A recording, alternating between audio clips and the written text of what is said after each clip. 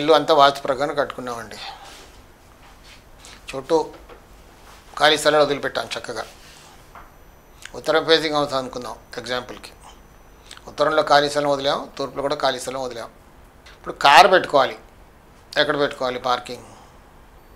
మనకి ఉన్న స్థలం తూర్పులో ఉంది, ఉత్తరంలో ఉంది. ఎక్కువ స్థలం దక్షిణం కంటే ఉత్తరంలో ఎక్కువ ఉంది, పశ్చిమం కంటే తూర్పులో ఎక్కువ ఉంది. ఉత్తర ఫేసింగ్ ఇంటికి ఉత్తరంలో రోడ్డు ఉంది కాబట్టి ఇప్పుడు కారు ఎక్కడ పెట్టుకోవాలి? ఉత్తర ఈశాన్యంలో గేటు. గేట్లో నుంచి వచ్చాక మనం తూర్పు ఖాళీ స్థలంలో కారు పార్క్ చేసుకోవాలి. బాగుంది. ఆ ఈశాన్య భాగంలో మాత్రం ఎట్టి పరిస్థితుల్లో కారు పెట్టుకోకూడదు. లోపల తీసుకెళ్ళి ఆగ్నేయం వరకు తీసుకెళ్ళి అక్కడ పెట్టుకోవాలి. కారు అక్కడ పెట్టుకున్నా బాగుంది. కానీ కారు అస్తమానం ఎండలో వర్షంలో తడుస్తుంది కదా, ఎండలో ఎండిపోతుంది, వర్షంలో తడిచిపోతుంది. ఎలా? రోజు దియ్యం కాదు కారు. కంఫర్ట్ ఉండాలి. పిల్లలు పెద్దగా అయిపోయారు, టూ వీలర్ పైన వెళ్ళడం ఇబ్బందిగా ఉంది, ఒక కారు కొనుక్కున్నాం. వీక్లీ వన్సో మంత్లీ వన్సో ఏదైనా ఫంక్షన్కో ఎక్కడికో వెళ్ళినప్పుడు అలా తీస్తాం.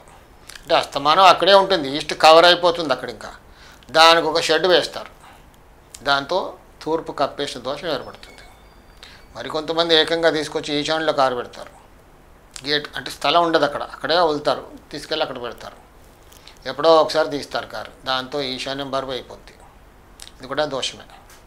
చిన్నగా ప్రాబ్లమ్స్ స్టార్ట్ అవుతుంటాయి. ఇలా పార్క్ చేసిన వాళ్ళు నేను ప్రాక్టికల్గా చాలామందిని చూశాను. పైగా వాళ్ళ క్లెయిమ్ ఏంటంటే వాస్తుపరంగా ఇల్లు కట్టుకున్నామండి, అంతా బాగుంది, కానీ ఇది సఫర్ అవుతున్నాం.